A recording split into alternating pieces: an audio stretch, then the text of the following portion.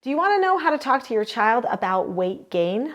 I'm Nicholeen Peck, and I teach all over the world about parenting, good communication, how to build strong family bonds, child development, and education. And in this video, we're talking about having those sensitive conversations about weight gain. In this video, we're going to talk about why it might be important to have conversations about weight gain and good health with our children, and then how to go about it to not be offensive and to create a good connective moment so that the relationships remain intact.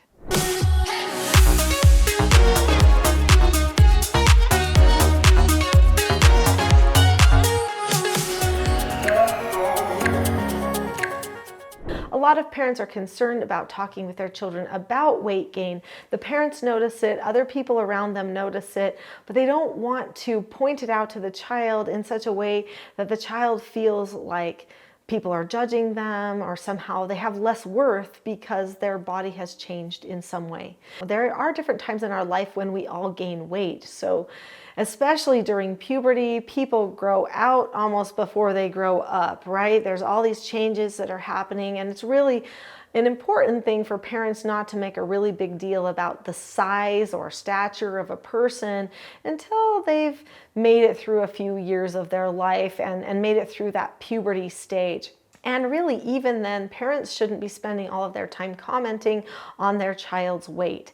So try to refrain from that. That's really important. I think a lot of times parents, because of their own anxiety and worry about their child having a weight problem, will start to micromanage things, make little comments all the time, so that the child starts to think that the parent doesn't approve of them, which, when a child does not feel accepted by their parents, actually makes the child think that the parent does not love them. It is also very important, especially important, that dad is not the one who is commenting a lot on the weight gain, because children go to their mothers for wisdom, but to their fathers for acceptance.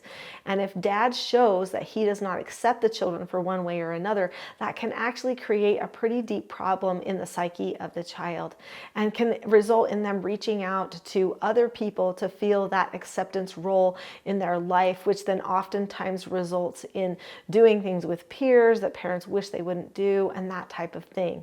So I do think that when it comes to weight and that kind of thing, that oftentimes mother is the best person to have that conversation, although I know that can't always be the case, and sometimes dad needs to have that talk too. But moms, who usually struggle a little bit more with trying to keep the weight in check because of the hormone fluctuations that happen within women, really can speak to it with a little bit more wisdom and knowledge, and maybe even not pass as much judgment.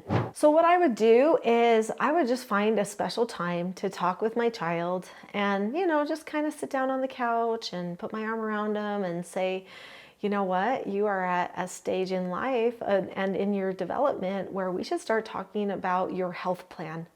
Because everybody needs to have a plan for their health, and some of the people that end up with the best health in life, they know things about their health that other people don't know. Because this is the honest truth. There is a percentage of the population, we'll call them the elite, okay, percentage of the population, they always look good. They're always fairly trim, their skin is healthy, their hair is healthy. How does that happen? How do they know that? And why does nobody else know that? And it's because there is some information that's passed around certain educated communities of people where they understand what it takes, the actual formula, like if you want to think the mathematical formula or the recipe that it takes to keep your body in tip-top shape. We throw out things like, well, we've got to exercise, or, let's not eat as much sugar or something like that. But there's other things that people know about keeping themselves in good form. Now, more than talking about weight with my child, I would actually just point the direction of the conversation toward good health. And I would say, you know what, you're at a stage where you need to start planning for your health future. What do you think it means to have good health? At this point, the child should respond back to you with comments like, well, I think a person would be strong, they could do a lot of physical activities, they would have high energy. Maybe they don't know these things, and you'd have to start helping them understand those things, right? Maybe even make a list of what types of things classify good health to your child. Energy is a big one. Good sleep is a big one. Feeling good about yourself and the way you look is also part of it. So then I would say, well, let's talk about the recipe for good health and see where we can start making plans and goals for you, so that as you go through this next phase of life, this adolescent phase, that you can really feel confident that you are doing everything to live healthy and ready to have a really active, fun, and productive life. So that's the angle that I would take. Now, if you feel like that they have gained a bunch of weight that you need to bring to their attention, or if they feel that way, then you can bring that into the conversation. You might say, are you happy with your health right now? If they're oppositional or a little rebellious, or maybe just don't want to deal with it, they might say, yeah, I'm fine. Then you could say, is there anything that you would improve about your health if you got the chance? They might say, well, I wish that I didn't weigh as much as I did, or I wish my clothes fit better, or I looked better. They could say something like that. And then you could say, a lot of people wish that at a lot of stages in their life. In fact, I've had a lot of times where I've been heavier and then I've been thinner, and it's hard because your clothes are changing and you feel different when your body weighs a different amount. So if you want it to change, let's make a little bit of an adjustment maybe in your activity level, or let's just make sure that we make some good choices with our foods. So I had a family member who was young. He was in his teenage years. He was in high school, and he's tall and he was heavy set. He'd spent a lot of time probably doing computer things and studies and those types of things that make you sit down a lot. And he wasn't very happy with his weight. And so he talked with his parents about it and decided that maybe he was ready to do something about it. Because they were having conversations about health, he was able to make the decision, I want to do something, and mom has offered for help, I'm going to ask help from her. And so then he did, and he ended up doing a diet where he, reduced his carbs and increased his proteins and those types of things, so that he was balancing out his macronutrients, and he was exercising, and the weight just started to fall off because he was young. That is a really nice thing about having a young metabolism, that if you get the formula right, really, usually the weight just falls off and you can go back to where you should be at your optimum size and health for your age. You might want to tell the child that too, that really it's not as hard for them at this stage of life to get their health where they want it to be. And so you'd be happy to help them. But then after you've had this conversation, hopefully you can make a plan for how you're going to maintain health. But then once you make the plan, you have to let them somewhat self-govern it. You be supportive, but don't be micromanaging. Don't control everything they eat. Don't control all of their activity levels. You need to encourage it, maybe even put it into the family schedule that everybody goes walking or plays tennis or something like that, but do not be overbearing on it. Otherwise, they will push away from wanting to do those health things because they'll feel like it's hurting the relationship, not helping the relationship.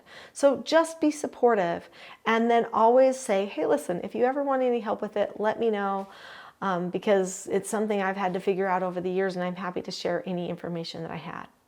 So I had children who said, you know what, I'm going to go off sugar for a whole month or for a whole year, or those types of things, because they were so motivated to try to get their bodies where they felt like they needed them to be truly healthy and happy. And this is something that takes a lot of self-discipline. It takes learning how to give yourself instructions, how to give yourself no answers.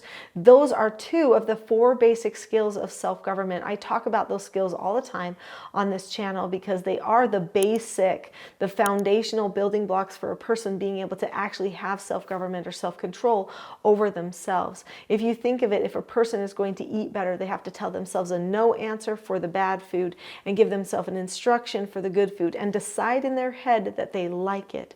Their mindset has to change. They have to drop the subject about the old food. It takes a lot of inner work to get a person from no self-government with their health and their eating to self-government. The same goes for exercise as well. You have to give yourself a no answer for staying in bed or sitting on the couch, and give yourself an instruction for doing the exercise. And you have to decide that you like it. Your mindset matters. So you can explain some of those things gently to the child, but my suggestion is, after the one conversation, don't have any other additional conversations about it unless you have decided in this one conversation that maybe you'll revisit it at a certain time, or you'll check up on it and see if they need any help, maybe from time to time. You could do that in your Teaching Self-Government mentor meetings, which are talked about in my course and some of my training materials. There's a lot more to learn about self-government skills that will really help with this weight loss journey. So teaching your children the skills of self-government would absolutely be beneficial. You can find out more about all of those skills of self-government on the website teachingselfgovernment.com. You can do the TSG parenting course, and that will help you find out how to teach your children those 4 basic skills as well as many others. Go to teachingselfgovernment.com today. I'll see you there.